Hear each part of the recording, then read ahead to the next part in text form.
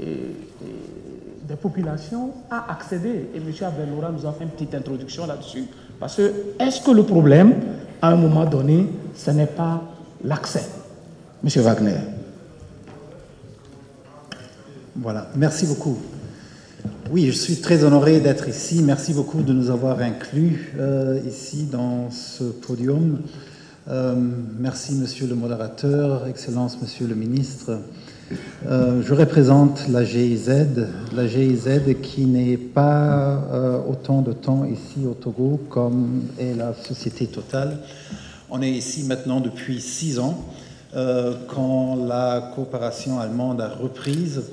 Et en fait, la GIZ, c'est une agence de la coopération allemande qui met en œuvre la coopération technique. Et ainsi, nous nous engageons beaucoup dans le capacity development, dans le développement des capacités. Et bien sûr, aujourd'hui, et je pense aussi, ce forum nous fait comprendre que la perception, et on voit clairement dans cette optique que le développement aujourd'hui en Afrique se fait à travers l'investissement et le commerce, et non à travers l'aide. Et pourquoi est-ce que je dis ça comme un représentant d'une agence au développement qui est dans la coopération internationale? Parce que ce sont justement des indicateurs comme l'augmentation des revenus ou bien la création des emplois sur lesquels nos contributions à nos partenaires sont mesurées. Nous avons une approche intégrée si on travaille ensemble avec un partenaire qui voit le développement des capacités pas seulement comme des formations au niveau individuel, mais ainsi aussi au niveau institutionnel. Et Monsieur le ministre le sait très bien, on travaille étroitement ensemble avec une de ces agences, en fait une agence très importante, la TDER, et bien sûr aussi dans le niveau sociétal. Alors est-ce que cette agence est bien posée dans l'ensemble où elle opère et comment est-ce que nous pouvons appuyer, conseiller cette agence ou bien cet organisme de s'organiser? En fait, nous sommes dans l'énergie, comme nous le sommes dans des autres secteurs, aussi la formation professionnelle, et nous nous engageons beaucoup avec dans différents secteurs avec nos partenaires togolais dans la formation professionnelle, c'est-à-dire une forme de développement des capacités. Alors, ce n'est pas seulement la formation des individus que nous voyons comme développement de capacités, mais de mettre en œuvre et d'appuyer nos partenaires. Et tous les processus que nous accompagnons, on voit bien sûr une co-responsabilité dedans. Ça, c'est peut-être une des caractéristiques de la coopération allemande. Quand je vous écoutais dans nos échanges, vous avez évoqué quelque chose qui a retenu un peu notre attention, c'est que vous avez pu me démontrer que vous voyez dans ce plan de la stratégie électricité de notre ministère, également le PND, vous avez fait un parallèle avec le plan Marshall pour l'Afrique de la coopération allemande. J'aimerais que vous puissiez nous en dire un ou deux mots pour voir comment est-ce que nous pouvons tirer encore plus profit de ce plan Marshall-là. Bon, pour ceux qui ne le connaissent pas, le plan Marshall, c'est une initiative du ministre allemand pour la coopération et le développement, et ça s'aligne surtout dans le compact G20. Et c'est plus ou moins ce que apporte l'Allemagne à la réalisation de ce compact G20. Nous sommes ensemble avec nos partenaires togolais de voir est-ce qu'il y a un moyen de préparer une participation togolaise qui est une décision politique à prendre à un autre temps. Nous sommes... voilà, c'est ça, peut-être. Nous sommes bien sûr clairement axés aussi sur tout ce qui concerne le PND. En fait, je pense, je vous ai dit, on considère l'énergie comme ça a été ici dit à plusieurs reprises, comme une base. Je ne dirais pas comment c'est qu'une base, mais c'est peut-être une pierre, parce qu'elle est bien sûr importante pour tout. Elle est importante pour la transformation, aussi pour la conservation des produits agricoles, l'inclusion de la société. À la fin, ce n'est pas nécessairement l'énergie qui m'intéresse, mais c'est plutôt le développement économique durable et de mettre en œuvre et de mettre en valeur le potentiel entier. Il ne faut pas oublier aussi avec l'énergie la dimension du genre, parce que l'égalité des femmes est aussi quelque chose dans les zones rurales qui est fortement lié à l'énergie. Je salue cette initiative et cette stratégie du gouvernement togolais d'avoir un accès universel, surtout aussi dans ce cadre-là, de fortifier, de renforcer un développement inclusif. Aussi concernant la sécurité. Alors là, la sécurité sur le territoire national qui, certainement, dans les derniers jours aussi, nous mène des ombres de menaces, surtout dans le nord du pays. Et tout ça, ce sont des questions liées au développement dont l'énergie fait une partie cruciale. Peut-être je peux encore ajouter que nous, ce n'est pas seulement la consommation d'énergie, mais ce qui nous intéresse bien sûr, c'est une application productive de l'énergie, pour créer la valeur ajoutée. Dans le plein air, on avait entendu que l'Afrique offre au monde beaucoup des matières primaires. Il y a un président africain qui répète toujours de dire que l'Afrique est un bailleur parce que l'Afrique, ce continent, offre des matières primaires. Même s'il faut différencier ceci, il y a certainement un vrai point de vérité là-dedans. Et c'est ça que l'énergie apporte aussi, c'est la création de la valeur ajoutée dans la transformation de tous les produits et des richesses de ce pays. Merci, M. Wagner. J'adore la manière dont vous êtes passé de l'énergie au développement et ça me donne une opportunité de revenir à M. Aberlora. Et je vais inviter M. Dirk pour le rejoindre parce qu'ils font ensemble la technologie. Parce que M. Aberlora, tout à l'heure, dans sa présentation, il nous a dit que c'est une nouvelle technologie, elle est efficiente, allez, c'est très sympa. M. Dirk, qui va piloter tout ça? Oui, c'est vrai. Mais il est assis depuis, il doit être un peu reposé. Qui va piloter tout ça? Parce qu'en réalité, vous êtes très fiers de cette technologie, mais c'est tout nouveau pour nous. Qui va le faire? Comment on va endogénéiser la valeur ajoutée de votre technologie pour permettre justement d'avoir un développement inclusif? Si à la fin, au lancement de votre projet, Kekeli, nous n'avons pas la capacité de mettre des gens, des Togolais, pour la faire tourner, qu'est-ce qu'on y gagne? Bonjour tout le monde. Merci pour la bonne question.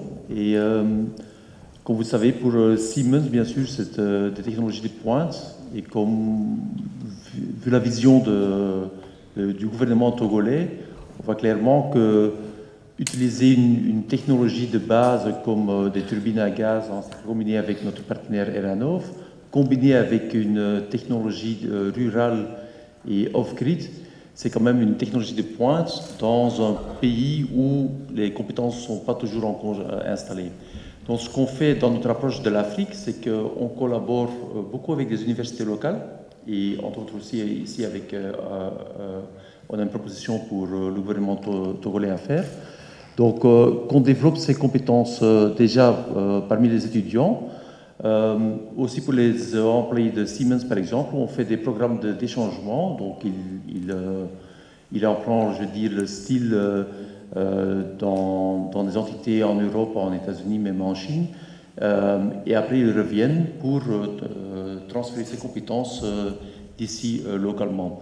Donc, ce n'est pas seulement d'installer la technologie et après de quitter le pays, mais plutôt de développer aussi, utilisant les projets locaux, de développer les compétences locales parmi les étudiants, parmi les employés et parmi des partenaires locaux qu'on fournisse par nos technologies. Parce que, vous voulez ajouter un mot, parce que la tendance souvent sur ces gros projets, c'est cette tendance qu'on a de mutualiser un peu les dettes, donc les populations locales contribuent à payer les dettes, et puis bon, quand il y a les profits, vous partez avec.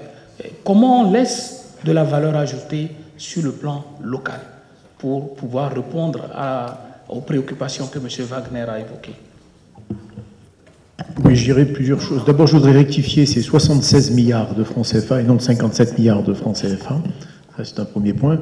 Une chose que je voudrais préciser également, c'est que ce projet a mis également en exergue le fait qu'on pouvait porter une offre, je dirais, multi-européen, on va dire, puisque c'est une offre qui est composée de technologies à la pointe avec le groupe Siemens, mais aussi avec un constructeur espagnol, TSK, et un développeur et un investisseur et un opérateur français. Dans cette équation-là, il y a bien évidemment la partition qui revient aux Togolais. Nous avons donc l'ambition, à terme, que cette centrale soit totalement exploitée par des Togolais, du plus humble acteur opérationnel de la centrale jusqu'au sommet. Donc pour atteindre cette ambition-là, nous avons, avec bien évidemment notre partenaire Siemens, des programmes de formation qui vont se dérouler pendant toute la période de l'exécution de la centrale. Nous avons identifié notamment tous les postes clés nécessitant des formations à l'exploitation de ce type de nouvelles technologies pour qu'ils puissent donc non seulement se l'approprier, mais ensuite exécuter les opérations dans les règles de l'art et en faire de véritables experts qui pourront eux-mêmes offrir cette expertise dans le pays sur d'autres projets. Donc nous appuyons sur Siemens, mais nous appuyons également sur Eranov. Eranov dispose d'un centre de formation professionnelle régional en Côte d'Ivoire, qui est installé sur plus de 20 hectares, où nous formons à tous les métiers de l'électricité, mais aussi de l'industrie, où nous dispensons d'ailleurs des formations diplômantes, allant jusqu'à la licence, particulièrement dans l'énergie et dans l'énergie renouvelable. Et nous avons donc des ateliers pédagogiques à la pointe des technologies qui sont installés, mais aussi des sites industriels où les personnes qui sont en charge de cette formation pourront amener des Togolais à aller sur nos sites industriels. Nous avons une centrale thermique de 556 MW en Côte d'Ivoire, et ils pourront aller sur site apprendre tous les gestes opérationnels dans une situation réelle. Donc voilà, notre ambition, c'est celle-là. Il y aura un véritable transfert, je dirais, de la connaissance et un véritable transfert dans la responsabilité jusqu'au plus haut niveau de cette société. Ensuite, on a, je répète, ouvert le capital à des investisseurs togolais, notamment Togo Invest, qui investit pour les futures générations, et ce qui permet là aussi donc de travailler durablement pour pérenniser, je dirais, ce que nous faisons ici au Togo. Je tiens deux éléments. Vos 76 milliards, les solutions apportées aux consommateurs. Je vais demander à M. Rivière de regagner sa place, mais vous attendrez les prochaines questions.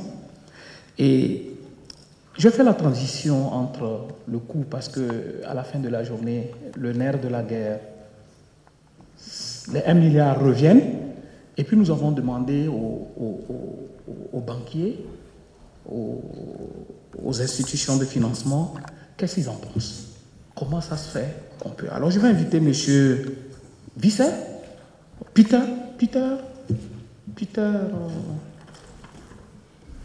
de Jet Finance, et M. Discours de l'Agence française de développement.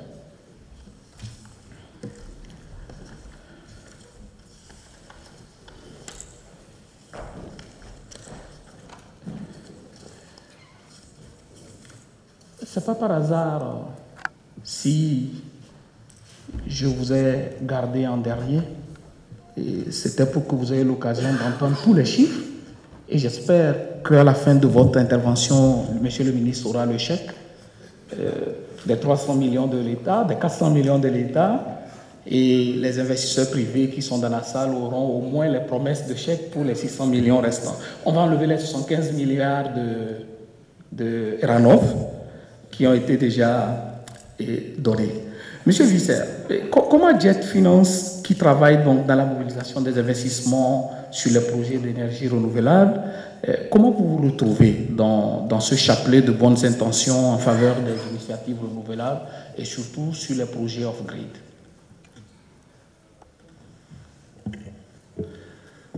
Merci, monsieur le modérateur, monsieur le ministre.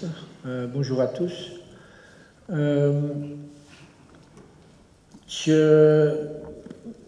Comment est-ce qu'on se retrouve ici? C'est ce que vous me demandez et ce que voilà, j'essaie d'expliquer dans mes mots. En fait, donc, je représente Get Invest. Et Get Invest est un programme visant à mobiliser des investissements dans l'énergie renouvelable en Afrique subsaharienne. Et Get Invest le fait principalement par une assistance en nature aux promoteurs de projets d'énergie renouvelable qui sont d'une relativement petite envergure, donc entre un demi-mégawatt et 50 mégawatts, avec un sweet spot jusqu'à 10 mégawatts. En termes d'investissement, c'est des projets entre un demi-million d'euros jusqu'à 10, 20, 30, 50 millions d'euros. Et c'est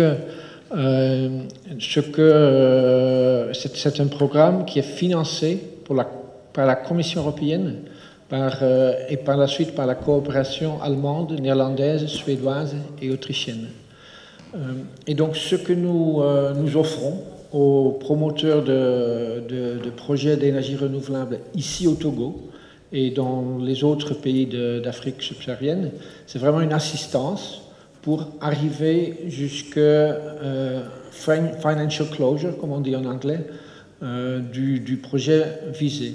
Et qu'est-ce que j'ai à proposer? C'est une équipe de financiers, d'économistes, d'ingénieurs, de juristes qui sont mis à la disposition de ces promoteurs de projets et qui aident au début, qui aident souvent à revoir le plan d'affaires, à revoir et puis bâtir un modèle financier, par la suite, le moment qu'ensemble on considère que le plan d'affaires et le modèle financier et le modèle commercial sont viables à moyen terme, à ce moment-là, on aide à frapper à la porte des financiers et on accompagne réellement les structures à entamer les discussions et à avoir donc le financement. On va encore plus loin parce qu'on va aussi au niveau contractuel, on peut aussi proposer une assistance, par exemple pour les petits producteurs indépendants d'énergie solaire, mais aussi pour les sociétés de kits ou des sociétés de SAS, de Solar Home Systems. Et voilà, par exemple, on a travaillé au Burundi, une centrale de 7 MW et demi. On a vraiment travaillé avec les producteurs et travaillé pour avoir un modèle financier qui explique que les financiers arrivent à comprendre, à faire confiance. Et on a trouvé 3 bailleurs de fonds, ou 3 financiers plutôt, un mélange des financiers qui acceptent de financer le projet. Donc ça, c'est vraiment notre métier. Nous avons un site web qui s'appelle get.invest.eu et on travaille avec des calls. Donc chaque fois, il y a un appel à projet, il y a une procédure de sélection et le prochain délai, c'est le 24 juin. Je suis ici en business to business, donc voilà, je suis ici pour revoir, discuter des projets. C'est pas tellement pour Total, c'est pas tellement pour EDF, même si les sociétés comme EDF sont aussi parmi nos clients, mais c'est pour des projets qui sont plutôt dans le off-grid ou plutôt dans jusqu'à 20 MW ou 10 MW on-grid. Donc voilà, je suis ici pour faire cette proposition au secteur et aux promoteurs de projets. Merci. Ok, je vous remercie. J'imagine que votre intervention va peut-être permettre de réduire les délais de M. Huillard de 5 ans à 3 ans ou à 2 ans. Tout à fait. Donc, et hier, on a déjà eu toute une journée par rapport au off-grid. Et bon, je dois dire, comme Antoine Huard avait dit, je dois dire que la clarté ici au Togo, le développement, la puissance aussi du soutien du président et de l'équipe présidentielle, ça m'a frappé. Et hier, j'ai eu entre 15 et 20 discussions. Au moins 10 étaient très, très, très sérieuses. Voilà. C'est tout à l'honneur de la qualité du projet que vous défendez, Monsieur le ministre. Je voulais demander à Monsieur Discours, le plan énergie du Togo a besoin de 90 milliards chaque année, et pendant les 11 prochaines années. Et vous intervenez beaucoup au Togo, dans divers secteurs, et notamment dans l'énergie. Et quels sont aujourd'hui les projets parmi ceux qui ont été retenus par le plan? Quels sont les projets qui attirent le plus votre attention pour les financements? Et comment vous retrouvez-vous donc dans cet arsenal d'orientation et de projets que le Togo propose? Merci beaucoup, Monsieur le Ministre, et bonjour à tous. Effectivement, l'AFD est présente au Togo depuis assez longtemps, plus de 60 ans. Et sur les 10 dernières années, nous avons eu des financements importants, 170 millions d'euros, mais on constate une accélération depuis quelques années, notamment cette année, par exemple, avec rien que sur 2018, des prévisions d'engagement de 120 millions d'euros. Donc quasiment ce que nous avons engagé sur les 10 dernières années. Donc ça, c'est un effet du PND qui est assez évident, puisqu'il y a une capacité pour des acteurs comme nous, donc des bailleurs de fonds. Je rappelle que l'AFD est une agence, une banque de développement de la France, une capacité à nous aligner sur les priorités du gouvernement. Dans nos priorités, 3 axes principaux, dont l'énergie. L'eau, l'assainissement, l'éducation, l'énergie. Donc nous avons la volonté d'accompagner le gouvernement togolais dans ces programmes, notamment parce que là aussi, il y a une stratégie sectorielle qui est très claire, qui est très explicite. J'allais dire, là aussi, pour répondre à votre question de manière très concrète, au-delà des discours, je dirais 2 axes sur lesquels nous intervenons et nous souhaitons intervenir. Le premier, c'est effectivement l'accès, avec un travail plus spécifique sur l'extension du réseau, qui reste une des manières de traiter l'accès, même si on voit qu'il y a des solutions innovantes sur lesquelles le Togo est, je pense, en pointe. Mais nous restons, nous, un bailleur très disponible pour le financement de l'accès. Nous avons un programme qui va démarrer, les appels d'offres sont en cours, qui s'appelle le PEREL, qui concerne l'extension du réseau à Lomé, qui va permettre donc de donner accès, mais aussi des effets indirects que nous souhaitons regarder, de consolider l'opérateur, puisque plus de clients, une meilleure base pour l'opérateur, la CET, la lutte contre les branchements frauduleux, donc l'idée de pérenniser avec un travail spécifique avec l'opérateur. Deuxième axe, le financement des énergies renouvelables, qui est évidemment une priorité pour la France, comme vous le savez, l'agenda climat. Et j'étais très heureux d'entendre le ministre dire sa volonté d'aller vers un mix énergétique qui fait plus de place aux énergies renouvelables, et donc un alignement, on va dire, entre une stratégie climatique et une stratégie énergétique, progressivement. Concrètement, un programme de financement de l'hydroélectricité, Sarakawa, il y a un programme de mise en valeur du potentiel qui est important, et donc nous travaillons là aussi pour un programme dont les financements devraient être octroyés cette année et des appels d'offres pour recrutement d'un EPC dans la foulée. Alors des chiffres, puisque vous tenez aussi ce registre, et c'est bien normal. Sur le PRL, c'est 26 milliards d'euros, le programme, dont 20 milliards de l'AFD. Et le programme de Sarakawa est estimé à 39 milliards. Donc on voit bien qu'il y a vraiment un changement d'échelle, que les bailleurs souhaitent accompagner avec des prêts concessionnels, avec des subventions. Et je dois dire, puisque c'est un forum UE-Togo, et je m'arrêterai là, que l'Union européenne est un partenaire, puisque nous mettons en œuvre un certain nombre de subventions européennes qui accompagnent et qui permettent, on va dire, d'acheter le prix du carbone et de faire baisser le prix des énergies renouvelables. Justement, nous avions dans ce panel Madame Cécile Limans de l'Union européenne, qui malheureusement n'a pas pu nous rejoindre. Et... Ah, d'accord. Je prends bonne note alors. Mais juste avant que je revienne donc vers Madame Limans, deux petites choses. Donc, en 2018 et 2019, vous passez à 120 millions d'euros de besoins ou de demandes sur le Togo, ce que vous aviez fait sur les 10 précédentes années. Donc, on sent l'accélération.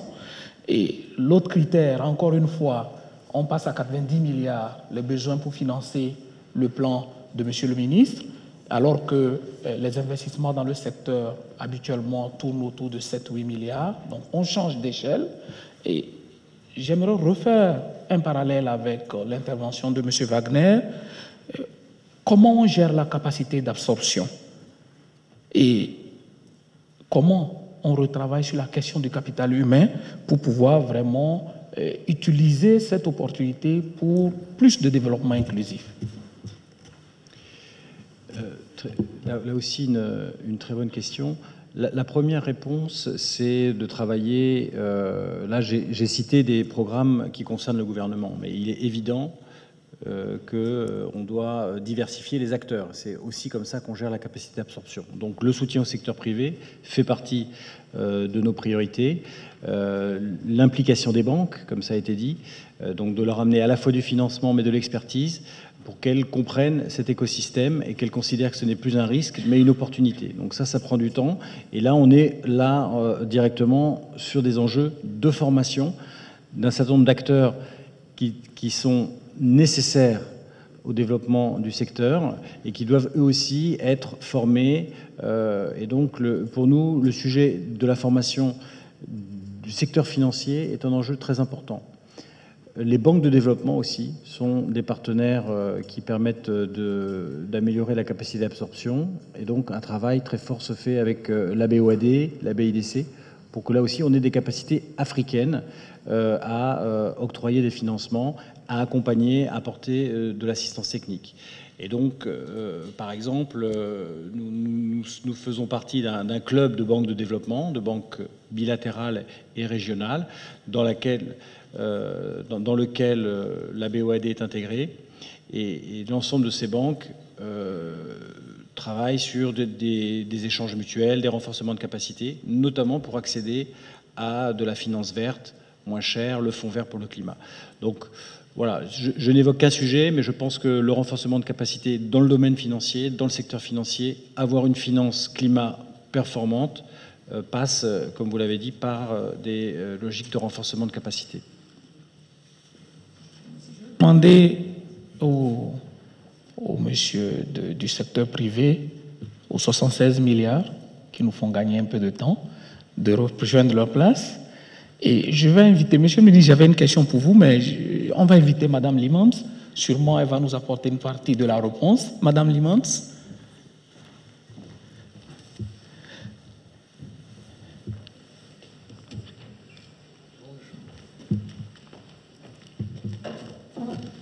Alors, Madame Limans, bienvenue. Et vous qui travaillez auprès de plusieurs gouvernements en Afrique pour promouvoir le développement durable et l'emploi, parce qu'une des problématiques, et encore une fois, je remercie M. Wagner d'avoir réattiré notre attention sur le sujet, parce qu'à la fin de la journée, tout ce que nous faisons, l'objectif, c'est de créer plus de développement inclusif. Alors, vous qui travaillez sur le développement durable et l'emploi, comment vous appréciez ce plan-là énergétique et comment il s'en sert dans l'architecture de la nouvelle alliance Afrique-Europe pour les investissements? Oui, bonjour, merci de m'avoir invité à ce panel. Je pense qu'une des choses qui est très claire, c'est qu'il y a une évolution du partenariat entre l'Union européenne et l'Afrique. C'était une demande qui avait été exprimée très clairement au sommet d'Abidjan entre l'Union africaine et l'Union européenne en 2017, et la Commission a proposé donc cette alliance pour les investissements durables et l'emploi comme une réponse à cette demande d'évolution vers un partenariat plus économique. plus égale, où la place est faite à l'échange et au partage, plus qu'à une relation de bailleur avec l'Afrique. Donc, je pense qu'un pays comme le Togo, qui a des lignes très claires de développement, avec un nouveau plan de développement de l'électricité, facilite l'arrivée des investissements privés. Parce qu'il y a bien une chose que le secteur privé a besoin quand il décide de prendre une décision d'investissement, c'est de la certitude et de la vision au long terme. Donc, je pense que dans le cas du Togo, ça s'inscrit parfaitement dans ce qu'on attend des partenaires des pays africains avec lesquels on souhaite travailler. Donc, je vais peut-être élaborer un tout petit peu sur l'alliance. Donc, quand je dis qu'on cherche à faire évoluer la relation entre l'Afrique et l'Union européenne, bien sûr, on est un partenaire depuis de longue date et un premier partenaire commercial avec l'Afrique. On souhaite à la fois, comme vous l'avez dit, travailler sur l'agenda du développement. Il reste 11 ans jusqu'à 2030. Il y a encore beaucoup de travail à faire sur l'accès à l'énergie. Mais il y a également un intérêt économique. L'Afrique a un des meilleurs taux de croissance depuis quelques années. Ça pourrait certainement s'améliorer si l'accès à l'électricité devenait plus généralisé. On parle de 2% de perte du PIB juste parce que l'électricité n'est pas disponible partout. Donc je pense que l'Alliance, c'est également une réponse à ça. C'est s'appuyer sur un nouveau marché qui a certainement une richesse, c'est la jeunesse de sa population, avec les challenges que ça pose d'adapter ce pool de jeunes au marché de l'emploi. Mais la réponse immédiate de l'Union européenne a été de mettre en place ce qu'on appelle le plan d'investissement extérieur, qui est basé sur 3 piliers. Le premier pilier étant le financement, donc, dont certains des collègues ont parlé ici. Il y a de l'appui au développement de nouveaux projets. Il y a travail avec les banques, comme l'Agence française de développement, tout ce qui est gros projets et micro-projets. Mais il y a également beaucoup d'attention portée sur le développement des capacités, avec beaucoup de projets alors là, je vais manquer de français, de TVET, donc tout ce qui est formation technique, vocationnelle, et également beaucoup d'efforts qui sont faits sur améliorer l'environnement pour le commerce et l'investissement. Et un des nouveaux instruments qui a été mis en œuvre cette année et qui est en train de naître, je veux dire, c'est le fonds de garantie. Donc c'est un fonds qui veut s'appuyer mais également promouvoir les investissements privés en absorbant une partie des risques qui peut être posés dans des contextes un peu plus fragiles, les contextes politiques, ou aussi simplement parce qu'on manque de connaissances d'un marché. Et donc on est en train de mettre actuellement 600 millions d'euros de garantie dans le domaine de l'énergie pour couvrir l'ensemble de l'Afrique et du voisinage de l'Europe. Voilà.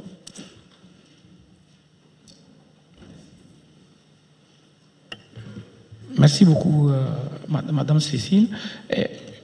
Je vais ramasser les points que vous avez évoqués et je vais revenir vers Monsieur le ministre de l'Énergie, parce que je pense qu'après avoir écouté les uns les autres, j'ai tendance à vouloir vous proposer même de réduire le délai pour l'accès. Pourquoi vous attendez 2030? Il y a un fonds de garantie de 600 millions. Le patron de l'AFD, avant, il nous donnait 12 millions d'euros chaque année. Là, en un an, il donne 120 millions. Monsieur Wagner a beaucoup de solutions et d'appui pour le capital humain. Il ne faut pas attendre 2030, Monsieur le ministre. Et justement, je retiens 4 points. C'est que le besoin de procéder à un accès à l'énergie électrique doit être généralisé. Et Madame Cécile nous dit que les calculs montrent que cela représente, le mauvais accès représente à peu près 2% de perte sur le PIB. Je note que le PND vise à l'horizon 2022 7,2%. Donc je peux aisément dire que si on ne les fait pas, ça peut être vous, si vous ne facilitez pas l'accès à l'énergie. Parce que vous seul, vous pouvez nous donner 2 points d'abord sur l'accès et peut-être 2 autres points sur les 100%. Alors, quel message? Et le troisième point que je note, c'est que le secteur privé a un rôle important à jouer dans le déploiement de votre stratégie.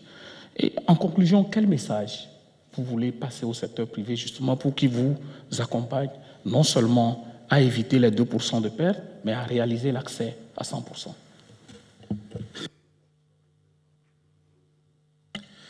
Merci beaucoup, monsieur le modérateur, de nous redonner la parole. Oui, madame a parfaitement raison, c'est ce que les statistiques disent, effectivement, le fait qu'on n'a pas suffisamment développé le secteur de l'énergie en Afrique fait perdre 2% sur la croissance. Bon, peut-être que ce n'est pas forcément vrai au Togo, mais comme vous parlez, effectivement, il faut accélérer les choses. Je reviens sur 2030.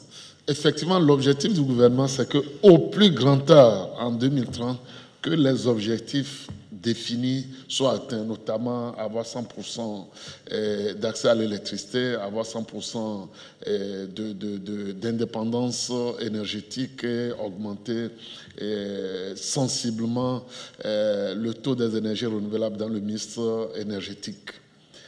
Et comme les uns et les autres l'ont souligné, un des atouts, des avantages du Togo, c'est qu'on a non seulement ça, une vision très claire, une volonté politique. Je pense que personne dans cette salle ne peut douter effectivement de la volonté politique du chef de l'État d'accompagner le secteur de l'énergie.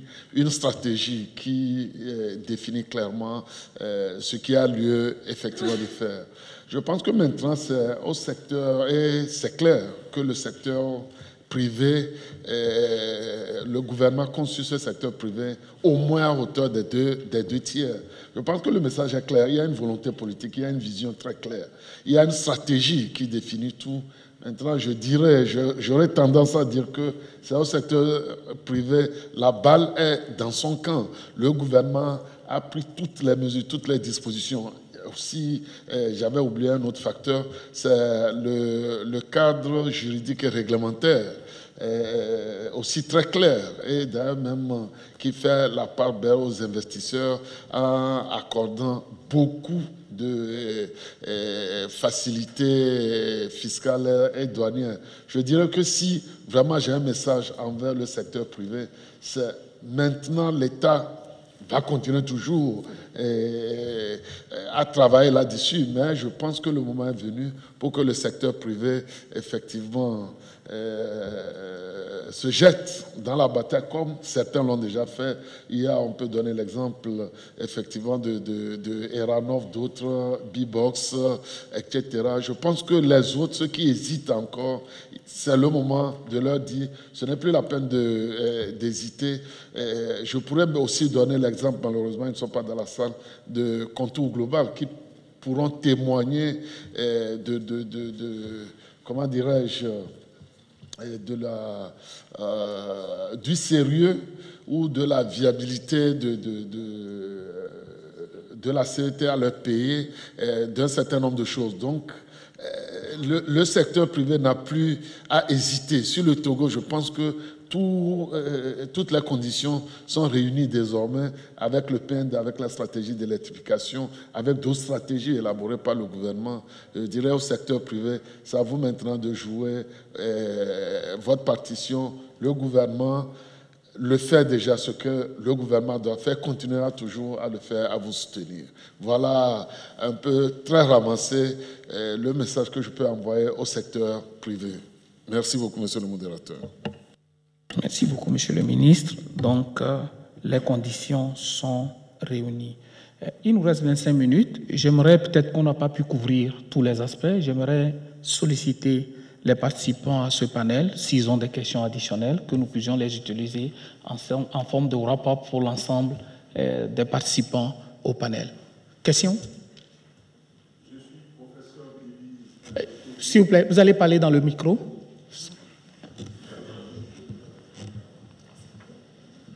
Je suis professeur Blivi à l'OTBLIB, expert consultant. Si je vous décris mon parcours, vous allez dire qu'est-ce qui fait au milieu des professionnels de l'énergie.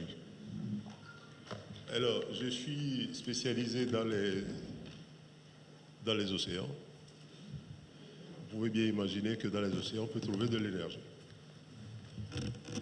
Et j'ai fait beaucoup de parcours dans le monde en tant que vice-président de la COI, la Commission océanographique intergouvernementale. Et j'ai trouvé des exemples. Alors, je suis porteur de ressources, de projets et d'idées. J'ai pris une part de responsabilité pour dire « je viens vendre mes idées ». Devant vous, je veux partir du poisson vers l'électricité. Le poisson vers l'électricité. Je veux vous rencontrer en privé, Monsieur Discours, Monsieur Huillard et les autres, pour discuter, pour vendre mes idées et voir comment nous pouvons faire de la production d'électricité en Afrique. Du poisson vers l'électricité. La question que je veux poser au monsieur le ministre, j'ai dirigé les travaux d'études d'impact de gazoduc au Togo en 2002-2003, élargi même à la mise en place des machines de production d'électricité par les Philippins qui étaient venus à Lomé. Où est-ce qu'on en est exactement avec ces infrastructures? Est-ce qu'on a de la production d'électricité à partir du gaz?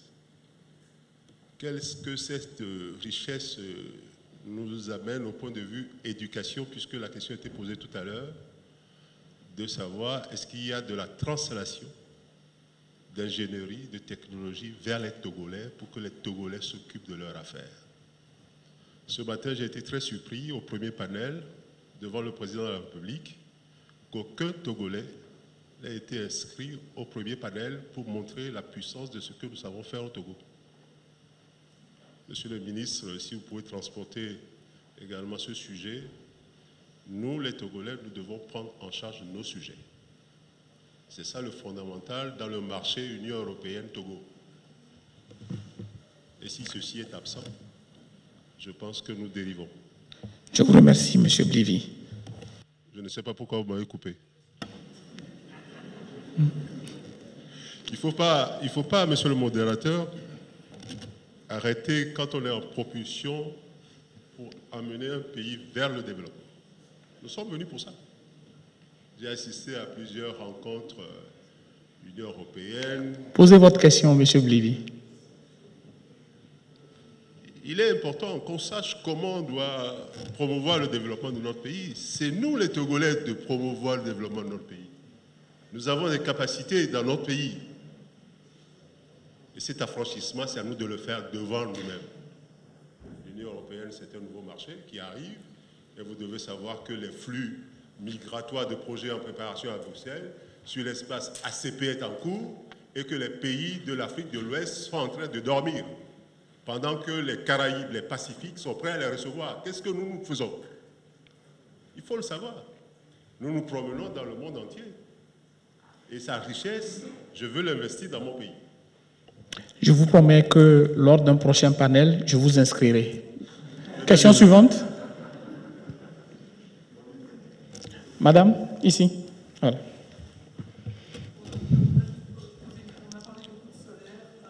Présentez-vous, s'il vous plaît. Renouvelables, notamment dans un pays qui produit quand même beaucoup de production agricole. Qu'en est-il de la biomasse? Est-ce qu'il y a des projets en biomasse? Est-ce qu'il y a des sociétés porteuses de projets en biomasse? Quelle part cela prend dans le paysage global de fourniture d'énergie? Merci. Merci.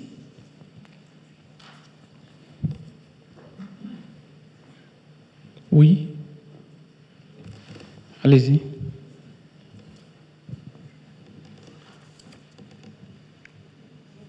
Allez-y, monsieur.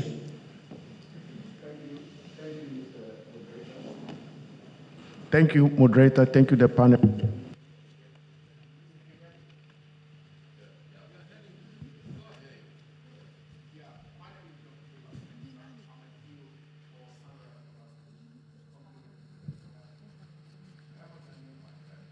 It's okay now. Yeah, My name is John Philip Mensah. I'm a founder of Sunrise Solar Solution. I am a Ghanaian by birth and a British by naturalization. I've lived and worked with the European Union for so many years. I'm a member of, my company is a member of Alliance for Rural Electrification. And I can remember I was one of the board members of that organization. Now, what I want to say is that as we are here, the greatest problem as an African is that lack of transparency. This is where we are struggling to get projects done. There's a lot of finance over there. But if transparency is lacking, we come here, we talk, we receive big news, good news from the minister and all sorts of things. When it comes to practicality, we have difficulty. I am here as a company, a developer.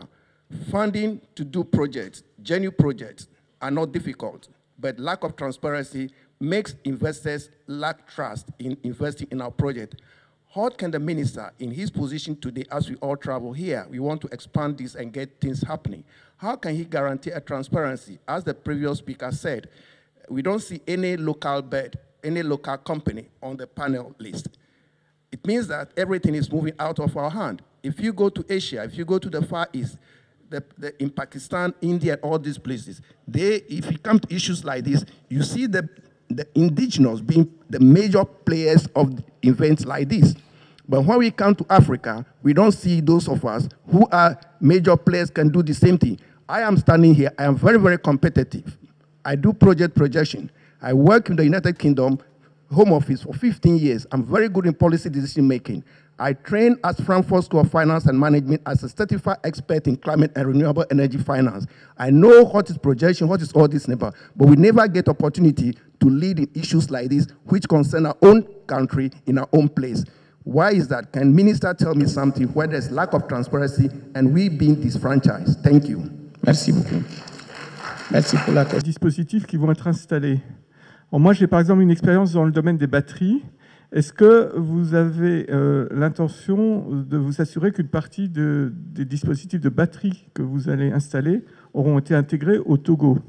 Sachant que, par exemple, c'est un secteur où, d'une manière ou d'une autre, une partie des matières premières viennent de toute façon d'Asie, quel que soit le lieu dans le monde où c'est fabriqué, et le reste, ce sont des lieux de fabrication locale. Donc, on voit très bien que des pays comme l'Allemagne ou comme la Chine ont profité du virage climatique et du passage à des énergies douces pour créer derrière les secteurs économiques et industriels du XXIe siècle. Donc, quel est ce versant-là de votre stratégie? C'est-à-dire, au-delà de l'électrification, quel est le taux local que vous avez l'intention de viser pour en profiter, au-delà de la formation et au-delà, effectivement, du gain des 2%, pour vous doter d'un outil industriel dans ce secteur? Merci. Bonjour, messieurs, mesdames. Je suis Léontine Relange à Tailly et je suis donc la CEO de 2N & Partners. Nous sommes une structure qui mettons à disposition des managers de transition et des experts locaux, parce qu'il en existe aussi au Togo. Moi, je fais partie de la diaspora. Je vais abonder dans le sens de monsieur qui a parlé de la biomasse et je voudrais savoir effectivement qu'est-ce qu'il y a d'autre comme projet, notamment sur la méthanisation, parce qu'on entend parler du solaire, beaucoup de solaire depuis quelques mois et quelques années, mais la méthanisation, est-ce que ça existe? Est-ce qu'on a des partenaires? Parce qu'on a des compétences. Merci beaucoup. Que la centrale de contrôle global marche à 100% au gaz aujourd'hui. Et la centrale de Kekeli, dont les travaux ont été lancés demain, effectivement va fonctionner au gaz et probablement transporté par le gazoduc. Donc il n'y a aucun problème là-dessus. Ce gazoduc marche parfaitement bien. Peut-être que le taux comment on l'appelle, d'utilisation espérée n'est pas encore, on n'a pas encore atteint cela, mais ça marche parfaitement très bien et je pense que les projets, que ce soit au Bénin, au Togo, au Ghana, vont permettre effectivement de remplir les tuyaux comme cela a été dimensionné. Oui, au niveau de l'éducation, est-ce que les Togolais, oui, au niveau par exemple de l'autorité régulation du gazoduc. C'est un Togolais qui est directeur général, M. Barandao, pour ne pas le nommer. Donc les Togolais ont cette capacité, vous l'avez souligné, les Togolais ont l'expertise et la capacité effectivement de pouvoir faire pas mal de choses. Et comme je le dis, l'autorité de gazoduc, le directeur général, c'est un Togolais. Voilà ce que je peux dire. Bon, le reste, ce sont ses propres commentaires. Bon, c'est à chacun d'apprécier ce qu'il a dit. Mais je réponds aux deux questions qu'il a posées, monsieur le modérateur. On va continuer, mais peut-être sur la question suivante, on se fera compléter par les autres panélistes. C'est vrai, lorsqu'on a décliné la stratégie électricité, le premier point, donc, c'est le réseau, la production standard. Ensuite, les deux autres piliers tournent autour du solaire, les monogrids et les kits. Et la question 2 et la question 5 qui se recoupent reviennent dessus. Et les autres sources d'énergie renouvelable. C'est vrai que M. Discours a évoqué la question des centrales hydroélectriques qui sont en cours, mais on n'en avait pas beaucoup parlé. Donc je comprends très bien que les gens reviennent dessus, et notamment le biogaz et la méthanisation. Comment cela se retrouve dans la stratégie actuelle? Merci beaucoup, monsieur le modérateur. Ben, c'est vrai, les inquiétudes que les uns et les autres ont soulevées. Mais je dirais effectivement que le Togo a fondamentalement deux atouts sur le solaire, l'hydro. Et c'est pour cela, c'est vrai, comment l'appelle-t-on, la stratégie s'est appuyée plus là-dessus. On est dans une zone où l'ensoleillement est le plus fort dans le monde entier. Et on a quelques fleuves qui permettent effectivement de faire des barrages. Sur sur le biomasse, il y a une expérience qui a été, monsieur So, qui est dans la salle, ne me démentira pas. On avait déjà lancé, il y a quelques années, un appel d'offres pour pouvoir faire de la biomasse. Et d'après ce que j'ai compris, ça s'est fait à l'époque où je n'étais pas encore au poste actuel. Et les rapports ou le compte-rendu que j'ai eu à propos de cela, du fait effectivement que l'appel d'offres n'a pas été fructueux, c'est qu'on a beaucoup de déchets, mais on n'a pas, entre guillemets, de bons déchets qui permettra d'avoir suffisamment de l'énergie dont on a besoin. Donc, les investissements, c'est à l'époque, peut-être que la technologie a avancé, peut-être qu'on pourra mieux faire. Mais à l'époque, c'est que le projet ne pouvait pas être viable, tout simplement parce qu'on n'a pas suffisamment de bons déchets pour pouvoir faire de la biomasse. Et cela s'explique, comme je l'ai dit, c'est dans le rapport, qu'on n'a pas suffisamment d'industrie agroalimentaire. Le monsieur là a parlé de ça. Peut-être que, comme je l'ai dit, la technologie a évolué. De toute la façon, ce n'est pas mis de côté.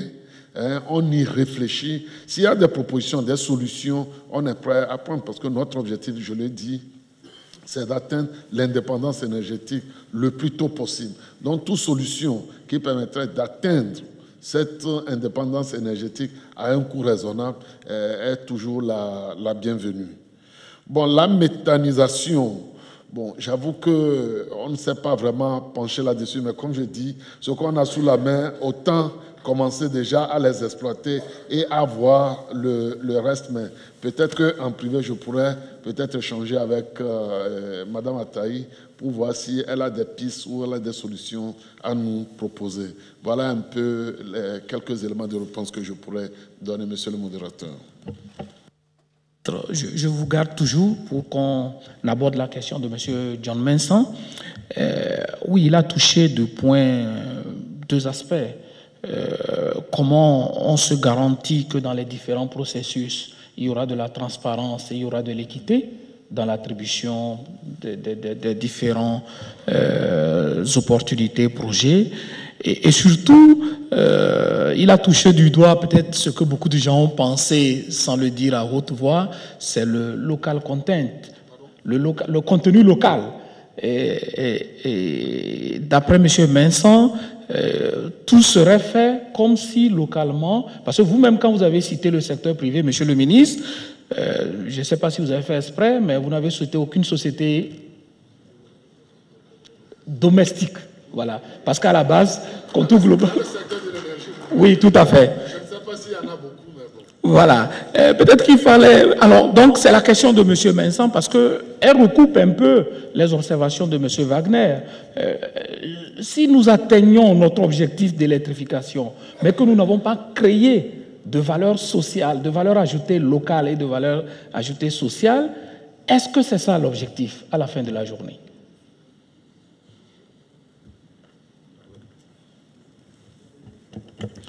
Merci beaucoup, monsieur le modérateur. Merci à notre ami qui a posé effectivement ces problématiques. J'ai compris que les gens l'ont applaudi, donc pratiquement la salle, il a repris peut-être l'idée, comme vous l'avez dit, ce que tout le monde pensait bas, lui, il a dit un peu haut.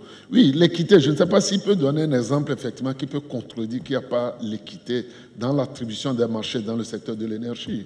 Je ne vois vraiment pas où se trouve le problème. Il y a un cadre juridique bien clair. Il y a des tests qui régissent les passations de marchés au Togo. Il y a une direction nationale de contrôle des marchés publics.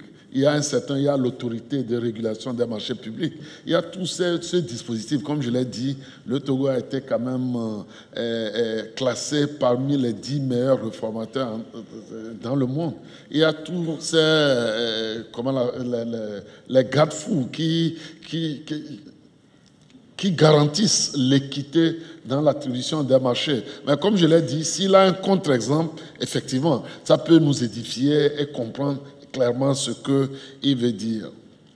Bon, pour l'autre aspect, comme vous le dites, les retombées sociales, je pense que l'électricité en soi est le premier bénéficiaire. C'est toute la stratégie, je veux dire, qu'on a bâti. Le premier bénéficiaire, c'est plutôt les zones rurales. Je l'ai rappelé, effectivement, en disant que si on prend le taux d'accès à l'électricité, aujourd'hui, on peut parler de 45%, mais ça cache quand même des disparités. Et c'est les zones rurales qui sont les moins nantis. Et d'ailleurs, même c'est pour cela qu'il a été créé l'agence d'électrification rurale. Donc, c'est sûr, tout ce qu'on est en train de faire a forcément des retombées sociales. Donc, si c'est la question, est-ce que ça va, comment l'appelle-t-on, bénéficier aux citoyens lambda? Oui, je dirais que oui. Tout ce qu'on est en train de faire, l'électrification 100%, ça ne laissera aucun Togolais sur le côté. Tous les Togolais auront accès, et je le répète, la vision du gouvernement, c'est que d'ici au plus tard, 2030, que tous les Togolais, tous les Togolaises, quel que soit leur lieu de résidence sur le territoire national et quelle que soit leur classe sociale, puissent avoir accès à des services énergétiques fiables, modernes et à un coût abordable. Je vous remercie, Monsieur le ministre. On est à la fin du temps imparti, mais il reste une dernière question. Avec votre permission, je vais l'adresser, Monsieur le ministre. Je vais demander à Monsieur Wagner de vous apporter son appui pour la dernière question, parce que le monsieur parlait de la capacité que nous avons à travers des programmes et des projets aussi ambitieux de créer, comment il a appelé ça? Il a appelé ça... de créer du taux de production. Donc, ce que je comprends, c'est que qu'est-ce qu'on laisse concrètement? Est-ce qu'on profite du fait que nous voulons faire, par exemple, le tout solaire pour disposer localement d'entreprises de production de solaire, c'est bien ça, hein, monsieur? Voilà, d'entreprises de montage de batteries, de stockage, etc. Ou est-ce que nous allons faire notre programme du tout électricité à l'horizon 2030 pour enrichir les petits Chinois? C'est ça la question, hein? En français facile. Voilà. Donc, Monsieur Wagner, parce que je reviens à vous parce que vous abordez beaucoup la question de la question sociale. En tant que partenaire étroit de la T2ER, je peux dire, si je reviens à la transparence, que nous sommes vraiment impliqués avec nos partenaires de développer les différents appels d'offres. Et comme vous le savez, hier, il y avait un événement là-dessus. Il y a aussi un appel d'offres qui se dirige directement envers les entreprises nationaux, ce qu'on appelle le results-based financing, ça veut dire le financement basé sur les résultats.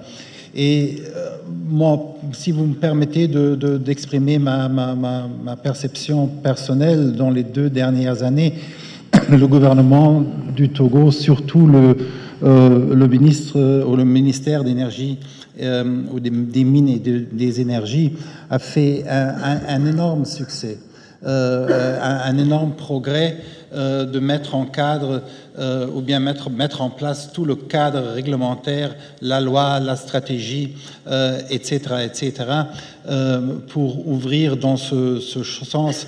Et aussi, moi qui regarde ou qui travaille avec plusieurs secteurs, je pourrais dire que ce que fait pour le processus de la décentralisation, qui est un processus qui démontre aussi la volonté et le dynamisme politique que le gouvernement du Togo prend ici, ce que fait le ministère dans le territorial pour plus ou moins décentraliser le pouvoir, c'est ça que le ministère des Énergies et des Mines fait dans le technique, parce que amener l'énergie dans les zones rurales, c'est absolument ça, de donner le pouvoir à ces populations locales.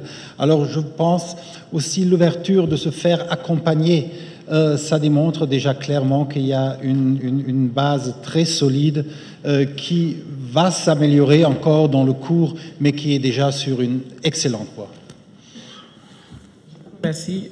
Nous sommes arrivés au thème du temps qui nous a été imparti. Je vous souhaite à continuer les discussions en B2B. Monsieur le ministre, vous ne partez pas, vous êtes là. Donc, il y a plein d'autres mails qui étaient en l'air. Profitez-en pour aborder Monsieur le ministre, pour échanger avec lui. Aussi avec Madame Cécile, parce qu'on n'a pas eu le temps de la voir beaucoup, donc il faut en profiter. Et je voulais donc inviter tous les participants à visiter les stands pendant la pause déjeuner. Alors, la pause déjeuner, ça sera sous la tente qui est en face du hall de la plénière. Et puis, pour tout le monde, par contre, les speakers, comme vous voyez, il y a les consultations. Comment vous avez appelé ça, M. Wagner?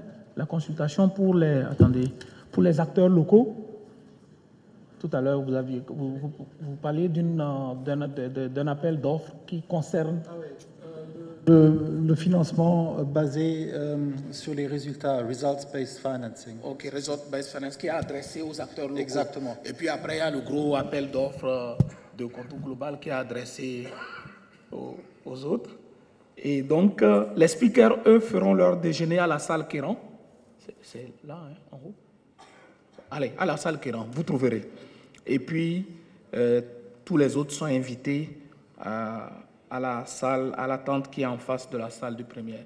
Je vous remercie tous. Je remercie mesdames et messieurs les speakers pour leur contribution et vous aussi pour votre patience. Et je vous souhaite une très belle journée.